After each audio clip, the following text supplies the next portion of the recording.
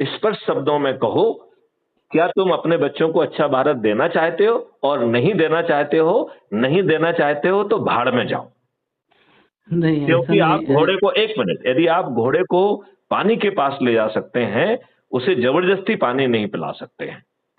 तो चाहे तो घोड़े को 10 दिन और प्यासा रखा जाए, लेकिन उसे पानी पीने की चाह खुद में पैदा होगी, तभी ये मॉडल सफल होगा।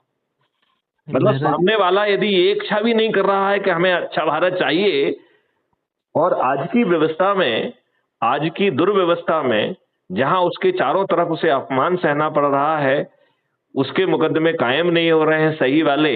और उसके विरुद्ध झूठे मुकदमे कायम हो रहे हैं। एक की गलती होती है, 10-10 लोगों को फर्जी फंसा दिया जा रहा है, दबाव बनाकर अनैतिक कार्य कराए जा रहे हैं, और वो जेल में सड़ने के लिए विवश है, और फिर भी यदि वो प्रसन्न है और इनको फूल मालाएं पहना रहा है,